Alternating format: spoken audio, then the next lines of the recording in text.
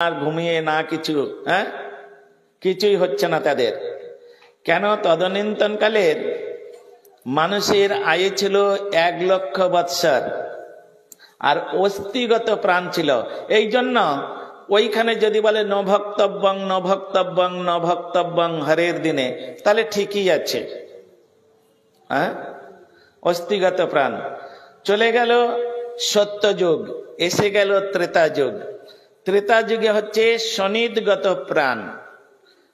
মানুষের আয়ু ছিল 10,000 বৎসর। শনিদগত মানে, শনিত মানে কি? রক্ত। যতদিন শরীরের মধ্যে রক্ত থাকবে, খাক নাই খাক, ঘুমাক নাই ঘুমাক, বেঁচে থাকবে। শনিদগত। আর মানুষের আয়ু ছিল 10,000 বৎসর। সেই জন্য তাদের যদি 2-4 দিন, 10 দিন, 15 দিন, 20 দিন, 1 মাস, 1.5 মাস, 2 মাস না খেয়ে থাকে, কোনো ব্যাপার নেই, কোনো ব্যাপার নেই। যখন ত্রেতা যুগ চলে গেল, চলে আসলো দাপর। দাপরের মানুষের আয়ু হয়ে গেল 1,000 বৎসর। 1,000 বৎসর। আর তখন কি হলো? দাপরের মানুষ স্বল্প আয়ু এবং তারা অল্পাহারী হলো। অল্প আহার করলে তাদের চলতো, একদম না খেয়ে থাকতে পারতো না। দিনান্তে একটু কিছু না খেলে হয়তো 1 দিন 2 দিন না খেয়ে থাকতে পারতো, কিন্তু না খেলেও চলতো। এই জন্য তাদের জন্য ঠিক আছে। কিন্তু কলিযুগের মানুষের আয়ু মাত্র 100 বৎসর, আর অন্নগত প্রাণ। সুতরাং এই কলিযুগের মানুষ যদি এই রকম ভাবে না খেয়ে থাকে, তাহলে কারোর গ্যাস্ট্রিক আছে, কারোর নানা প্রকার সুগার আছে, প্রেসার আছে, তাহলে তো ওগুলো দ্বিগুণ বেড়ে যাবে আরো। সুগার, প্রেসার, তারপরে এইসব বেড়ে যাবে। এই জন্যে মহাপ্রভু আমার পরম দয়াল, এই জন্যে এখানে বলছেন যে পশু পাখি ঝুরে পাষাণ বিদরে শুনি যার গুণ কথা। মহাপ্রভু কিরকম? গাও পুনঃ পুনঃ গৌরাঙ্গের গুণ, সরল হই এমন এভব সাগরে এমন দয়াল না দেখি যে একজন। এইরকম দয়াল, এইরকম কৃপালু আর ন ভূত ন ভবিষ্যতি। এই জন্য তিনি এসে বললেন, না না, তোমরা কলিযুগের মানুষ, আজকের যদি তোমরা সারাদিন কিছু না খাও, তাহলে আর কালকের কিছু উঠতে পারবে না। চোখে সর্ষে ফুল দেখবে, মাথা ভন ভন করবে, চোখ বলছে আমি দেখতে পাচ্ছি না, কান বলছে আমি শুনতে পাচ্ছি না, আমি আর কিছু করতে পারবো না, ঠ্যাং বলবে আমি আর চলবো না। এই জন্য মহাপ্রভু কৃপা করে তিনি কলিযুগের মানুষের উপরে অত্যন্ত প্রসন্ন হয়ে তিনি বললেন যে অনুকল্প স্থান মাত্র নিরন্ন প্রসাদ পাত্র, বৈষ্ণবকে জানিহ নিশ্চয়, অবৈষ্ণব জন যারা প্রসাদ ছলেতে তারা দিবানিশি ভোগে হয় রত। যারা অবৈষ্ণব, খেতে আছে বলে একেবারে 1 কেজি দুধ ছানা কাটিয়ে খেয়ে নিলাম, 1 ডজন কলা খেয়ে নিলাম, তারপরে একেবারে 2-4টে আপেল এটা সেটা করে একেবারে এমন খাইলাম, আর হরিনাম করার ইচ্ছা হলো না, হরিকথা শোনার ইচ্ছা হচ্ছে না, মন্দিরে যেতে পারছি না, নাক ডাকিয়ে ভস ভস করে ঘুমাবো। এরকম হলে হবে না। অনুকল্প স্থান মাত্র, সামান্য এবং নিরন্ন প্রসাদ পাত্র, সেটা যেন অন্ন না হয়। অন্ন মানে কি? অন্ন শব্দের অর্থ কি? অন্ন শব্দে আমরা ভাত বলি ঠিকই, কিন্তু অন্ন শব্দে ব্যাকরণগত বিচারে অন্ন শব্দের ব্যাখ্যা দিয়েছেন আহার্য বস্তু। অন্ন শব্দে আহার্য বস্তু, যে যাহা গ্রহণ করিয়া জীবন ধারণ করেন তাহাই তাহার অন্ন। যেমন আমরা ভাত গ্রহণ করে আমরা জীবন ধারণ করি, এই জন্য আমাদের কাছে ভাতকে আমরা অন্ন বলি। একটা সাপ সে ব্যাঙ খায়, মাছ খায়, ওটাই ওর অন্ন। একটা বাচ্চা শিশু, সবে মাত্র দুগ্ধপোষ্য শিশু, জন্মগ্রহণ করেছে, 2-3 দিন হয়েছে, সে তো দুধ ছাড়া কিছু খায় না, ওই দুধটাই তার অন্ন। এই জন্য এখানে অন্ন শব্দে আমাদের বলছে আহার্য বস্তু, অর্থাৎ 5 প্রকার এখানে অন্ন, শস্যকে অন্ন বলা হয়েছে। 5 প্রকার শস্যকে, এটা শুধু এই যে একাদশী ব্রতটা, এটা অনলি ফর ম্যান, মানুষের জন্য। এটা কোনো পশু পাখির জন্য নয়, এটা কোনো বৃক্ষলতার জন্য নয়, এটা কেবলমাত্র মানুষের জন্য। এই জন্য মানুষ যেটা খেয়ে বেঁচে থাকে সেটাকে না করলো তোমরা অন্ন খাবে না, ন ভক্তব্যং, তোমরা খাবে না, অন্ন খাবে না। তো অন্ন কাকে বলা হয়? 5 প্রকার, মানুষের কাছে 5 প্রকার শস্যকে অন্ন বলা হয়। যেগুলো আমরা কি শুধু ভাত খাবো নাকি? হ্যাঁ, তার সঙ্গে সবজি লাগবে, আর সবজি করতে গেলে তেল ব্যবহার করতে হবে, তাহলে তেলটা নিষেধ। সর্ষে দিয়ে যে তেল হচ্ছে ওটা নিষেধ, ওটা খাওয়া চলবে না। ডাল লাগে, ওটা নিষেধ। রুটি খান, ওটা নিষেধ। জব নিষেধ, তিল এগুলো নিষেধ। 5 প্রকার বস্তু, গম, জব, ধান, গম, জব, তিল, সরষে আর হচ্ছে ডাল, এই কটা জিনিস নিষেধ। এই কটা বাদ দিয়ে তুমি যেগুলো শাস্ত্রের মধ্যে উল্লেখিত আছে, ফল এবং মূল। মূল মানে যেটা মাটির নিচে হয়, আর ফল মানে যেটা কাঁচাও খাওয়া যায়, পাকাও খাওয়া যায়। শুধু গাছে হলে হবে না, গাছে হলেই খেয়ে নেবো ওরকম চলবে না। চিচিঙ্গাটা তো গাছে হয়, বেগুনটা তো গাছে হয়, তাহলে ওটা খেয়ে নেবো? ফল বলতে ওগুলো ফল বলবে না। ফল শব্দের অর্থ হচ্ছে যেটা কাঁচাও খাওয়া যায়, পাকাও খাওয়া যায়, তাকে বলা হবে ফল। যে কোনো বস্তুকে ফল বলা হবে না। এই জন্য এই সমস্ত বিচার করে মহাপ্রভু বললেন তোমরা গ্রহণ করো, আমি তোমাদের বলছি এগুলো গ্রহণ করো, তাহলে তোমাদের আর কোনো পাপ হবে না। আচ্ছা, এইবারে হয়তো আমি গ্রহণই করলাম, হ্যাঁ, কোথাও অফিস আদালত এখানে ওখানে সেখানে আছি, খিদে পেয়েছে খুব, বাজার থেকে 1 ডজন কলা কিনলাম, হ্যাঁ, আর কলা কিনে সেটাকে খেয়ে নিলাম, হবে না, ওটা পাপ হবে। কেন? নিরামিষ খেলেও পাপ হবে। যারা মনে করেন আমরা তো নিরামিষ খাই আমাদের পাপ লাগে না, ওই ওরা আমিষ খায় ওদের পাপ লাগে, এ কথাটা বাজে কথা। নিরামিষ খেলেও পাপ হবে, আমিষ খেলেও পাপ হবে। তাহলে আমিষ খেলে কখন পাপ হবে না? যদি সেটা আমার গৌরহরিকে নিবেদন করে, রাধা গোবিন্দকে নিবেদন করে, আর সেটা যদি আপনি প্রসাদ স্বরূপে খান, আর পাপ লাগবে না, আর পাপ লাগবে না। এই জন্য মহাপ্রভু বললেন শুদ্ধ একাদশী দিনে কৃষ্ণ নাম সংকীর্তনে দিবানিশি হওরত। তাহলে সেই কৃষ্ণ নাম 1 লক্ষ অন্তত নাম করতে হবে। যারা একাদশী ব্রত করবেন, অন্য দিনে যদি 1 লক্ষ নাম না করতে পারেন, তাহলে একাদশীর দিন অন্তত তাকে 1 লক্ষ নাম করতে হবে, তা নাহলে কিন্তু মহাপ্রভু প্রসন্ন হবে না। চৈতন্য ভাগবত মধ্যখণ্ড 8ম অধ্যায়, আমি বলে দিচ্ছি, আপনারা প্রভুপাদের অনুভাষ্য লেখা আছে নিচে, ওটা পড়বেন।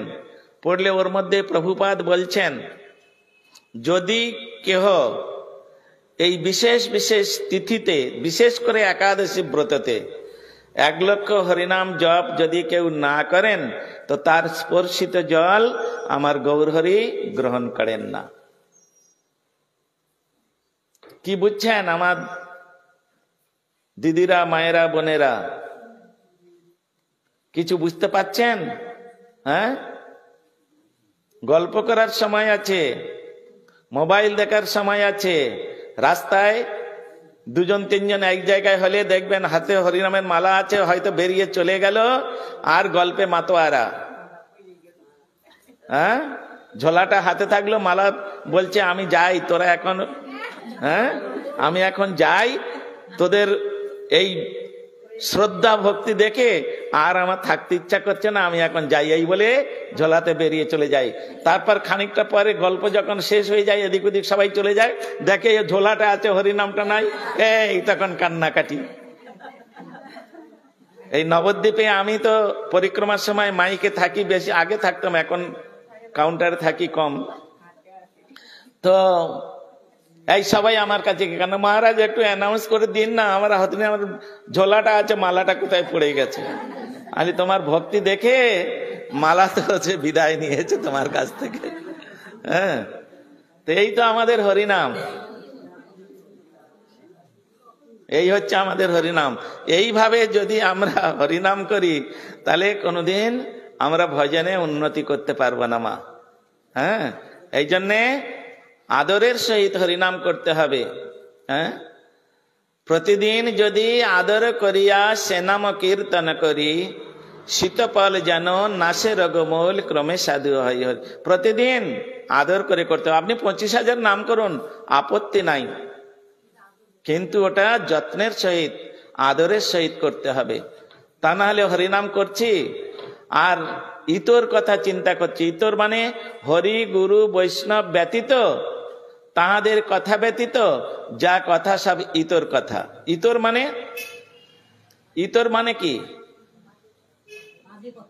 ইতর মানে বাজে কথা। বাজে শব্দটার অর্থ, বাজে কাকে বলবেন? বাজে কথাটা যে কথার দ্বারায় মানুষের অমঙ্গল হয়, জীবের অমঙ্গল হয়, তাকে বলা হয় ইতর কথা।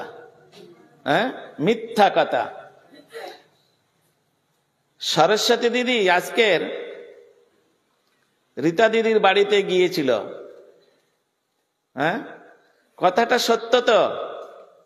ওই নিয়ে সেখানে কি কি আলোচনা হয়েছে সেটা হলো, কৃষ্ণ কথা একটা হয়নি, তোর ছেলে কেমন আছে, তোর নাতি কেমন আছে, এইসব আলোচনা সবগুলো মিথ্যা কথা। কিন্তু আমরা দেখতে পাচ্ছি তো সত্যি কথা এটা। হ্যাঁ, গিয়েছে এইসব কথা, কিন্তু ওটাও মিথ্যা কথা। হরি গুরু বৈষ্ণবকে কেন্দ্র করে যে কথাটা, ওটা হচ্ছে সত্য কথা, বাকি সব মিথ্যা কথা। মায়েরা একটু এগিয়ে আসুন, অনেক জায়গা আছে, চলে আসুন, এগিয়ে আসুন। এই জন্য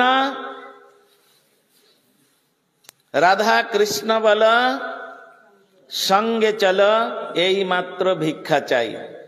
গৌড়ীয় বৈষ্ণবগণের একটাই ভিক্ষা, তোমরা কৃষ্ণ বলো আর সঙ্গে চলো। কার সঙ্গে যেতে হবে? সাধু সঙ্গ সর্বশাস্ত্রে কয়, লবমাত্র সাধু সঙ্গে সর্বসে দেহায়। ক্ষণমীয় সজ্জন সঙ্গতিরেকা ভবতি ভবার নবে তরণে নৌকা। তাহলে সঙ্গ করতে হবে, সাধু সঙ্গ। যেমন তেমন সাধু হলে আবার হবে না বাবা। হ্যাঁ, যেমন তেমন সাধু হলে হবে না। শুদ্ধ ভকত চরণ রেণু। হ্যাঁ, ভকত বলতে পারতো তো, ভকত চরণ রেণু বলতে পারতো, একটা তার সঙ্গে অ্যাডজেক্টিভ লাগানো হলো। যে কোনো ভক্তের চরণে রেণু হলে হবে না। হ্যাঁ, একজন আর ভূতে পেয়েছে, একজন ব্রহ্মচারীর ভূতে ধরেছে, সত্যিকারে ভূতে ধরেছে। যখন তাকে জিজ্ঞাসা করা হচ্ছে, তুই আমাকে কেন ধরেছিস, আমার কেন আকর্ষণ করেছিস, তুই আমার কাছ থেকে কি চাস? হ্যাঁ, আর কি দিলে তুই আমার কাছ থেকে ছেড়ে চলে যাবি? তখন সে বলছে, যদি কোনো শুদ্ধ ভক্তের, এই শুদ্ধ শব্দ ওইখানে ব্যবহার করেছেন, ভূত পর্যন্ত ব্যবহার করছেন, শুদ্ধ ভক্তের যদি চরণামৃত আমাকে দিতে পারিস, আমি ওই শুদ্ধ ভক্তের চরণামৃত পান করে আমি উদ্ধার হয়ে যাব। বলে কেন? বলে আমি তো অপঘাতে মৃত্যু হয়েছে, আমি তো সুসাইড করেছি, এই জন্য আমি প্রেতজনি প্রাপ্ত হয়েছি, আমার উদ্ধার আর অন্য কিছুতে হবে না। একমাত্র বৈষ্ণবের চরণামৃত আমার একমাত্র উদ্ধারের কারণ। তুমি সেই শুদ্ধ বৈষ্ণবের যদি চরণামৃত আমাকে দিতে পারো, তাহলে আমি তোমাকে ছেড়েও চলে যাব, আর কোনোদিন আমি থাকবো না, আর আমি উদ্ধার হয়ে যাব। ঘটনাটা কোথায় ঘটছে? একদম শ্রীধাম বৃন্দাবনে, প্র্যাকটিক্যাল ঘটনা। একদম শ্রীধাম বৃন্দাবনে, একদম যমুনার তীরে ঘটনাটা ঘটছে, নিধুবনের পাশে। তদনীন্তনকালে মথুরা মণ্ডলের মধ্যে সর্বশ্রেষ্ঠ একজন বৈষ্ণব তিনি ছিলেন, যাকে যুগাচার্য উপাধি দেয়া হয়েছিল। তো তার চরণামৃত এনে দিলে তিনি বললেন, না, ওতে আমি উদ্ধার হব না। কেন? উনি যুগাচার্য হতে পারেন, সকলের মাথার মণিক মুকুট হতে পারেন, কিন্তু আমি তোমাকে বলেছি আমাকে শুদ্ধ ভক্তের চরণামৃত। তখন প্রশ্ন করা হলো, শুদ্ধ ভক্তকে কিরকম বৈষ্ণব? তুমি তো নাম বলে দাও। একজনের নাম বললেন, কিন্তু তিনি ওই বৃন্দাবন থেকে 3000 কিলোমিটার দূরে তখন ছিলেন। এটা অসম্ভব। কি করে সম্ভব? বলে, কেন সম্ভব নয়? প্রতি বছর দোলের সময় তোমাদের মঠে যে মনোহর বাবাজি আছেন, সব বলে দিচ্ছেন। উনি গিয়েছিলেন, শুদ্ধ ভক্তের চরণামৃত নিয়ে এসে ওনার বোতলে করে খাটের নিচে রেখে দিয়েছে। হ্যাঁ, খাটের নিচে রেখে দিয়েছে, সব জানে ওরা।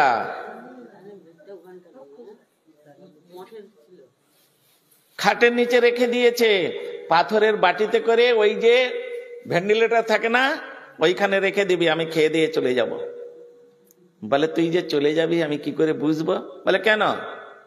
ওই যে যমুনার কাছে বিশাল বড় নিম গাছটা আছে, দেখবি ভেঙে পড়ে যাবে, আমি ওই গাছেই থাকি, তো ও ডাল ভেঙে দিয়ে আমি চলে যাব। যে ডালটায় আমি বসতাম, যে ডালটায় ভূত বসতো, ওই ডালে কোনোদিন কোনো কাজ হয় না। যে গাছে ভূত থাকে না, ওই ডাল যদি কারোর, ওই যদি গাছের ডাল যদি কারোর বাড়িতে বাই চান্স এসে যায়, তার সংসারে একদম অমঙ্গল তো হবে, ভিটাশূন্য হয়ে যাবে। এই জন্য কেন থাকবে না? কেন থাকবে না? চোর থাকতে পারে, ডাকাত থাকতে পারে, ভূত কেন থাকবে না? হ্যাঁ, ভূত, তারা গোবিন্দের নাম শুনে উদ্ধার হয়ে গেল। ভক্তিবিনোদ ঠাকুর কত ভূতকে উদ্ধার করে দিলেন। কান্নাকাটি করছেন, গোকর্ণ ধুন্ধুকারী, এদের গল্প শোনো নেই? তাহলে তো তারা বৃন্দাবনে থাকবে না কেন? তাদের কি হয়েছে? সব জায়গায় থাকবে তারা। তারাও হরি কথা শোনে, তারা ভগবানের কথা শোনে, কিন্তু সহজে তারা উদ্ধার হয় না। এই জন্য শুদ্ধ ভক্তের মুখে যখন হরিকথা শুনবেন, তখন উদ্ধার। ভক্তিবিনোদ ঠাকুরের মতো ওই রকম পাওয়ারফুল ব্যক্তি হতে হবে। ব্যাস, সেই চরণামৃত রাখা হলো ওইভাবে। সে ওই বাটিতে খেয়ে বাটিটা ফেলে দিয়ে ভেঙে দিল, আর গাছের ডাল ভেঙে দিয়ে চলে গেল। এই হচ্ছে শুদ্ধ ভক্ত চরণের রেণু।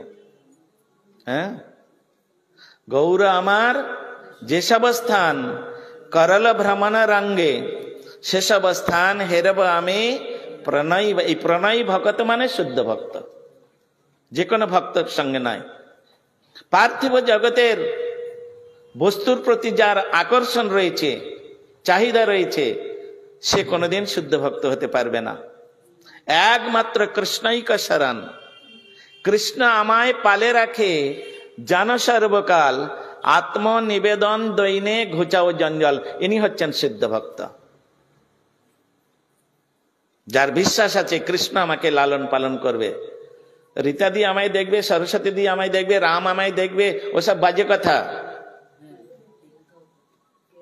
আমি না থাকলে আমার ছেলে মেয়েগুলো মানুষ হবে না, এসব বাজে কথা,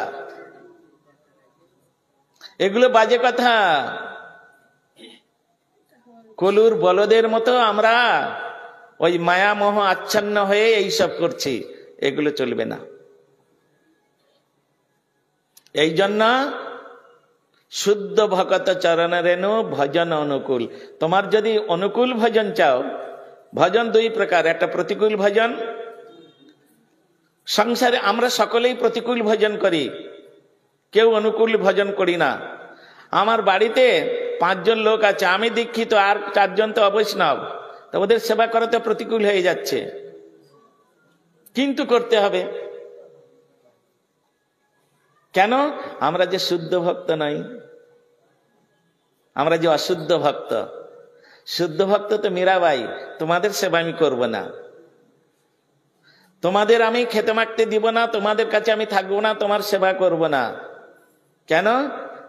আমি গিরিধারী চরণে সমস্ত কিছু সমর্পণ করে দিয়েছি। আমার সমস্ত ইন্দ্রিয় গিরিধারীর সেবার জন্য, এই ইন্দ্রিয়ের দ্বারাই আর তোমাদের আমি সেবা করতে পারবো না। বেরিয়ে গেলেন তিনি ঘর থেকে। কেন? তার বিশ্বাস ছিল কৃষ্ণ আমায় পালে রাখে যেন সর্বকাল, এটা তার বিশ্বাস ছিল। আমাদের বিশ্বাস নেই।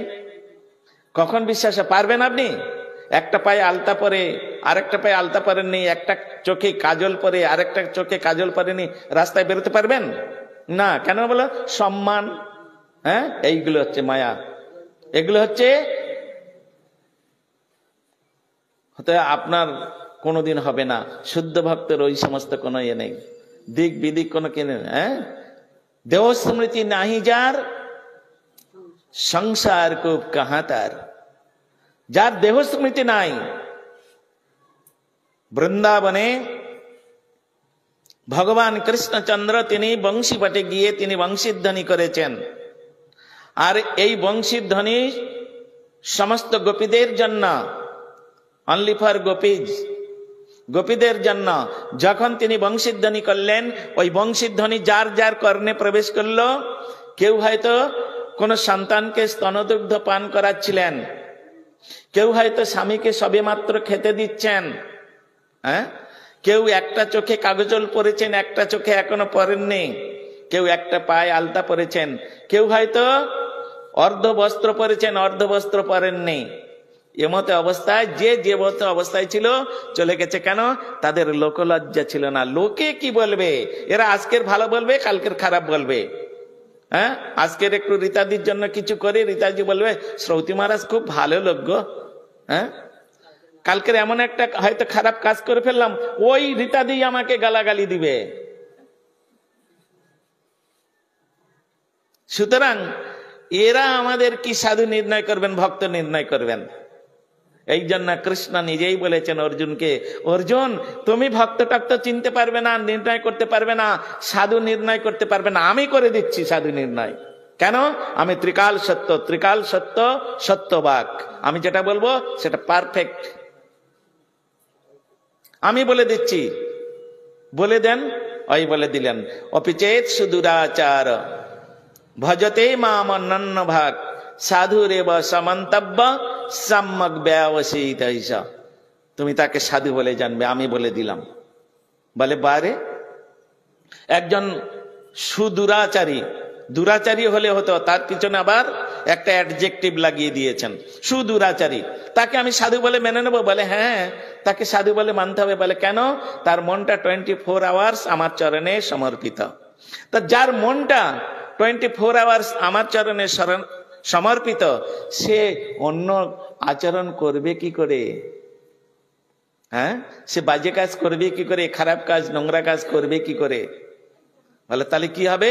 তখন বললেন, ক্ষিপ্রাং ভবতি ধর্মাত্মা শাস্ত্রং নিগচ্ছতি কন্তে প্রতিজানিহি নমে ভক্ত প্রণেশ্বতি। তার বিনাশ হবে না। কেন? আমার সুদর্শন চক্রের দ্বারাই আমি তার সর্বদাই সংরক্ষণ করবো। তার প্রমাণ অম্বরীশ মহারাজ।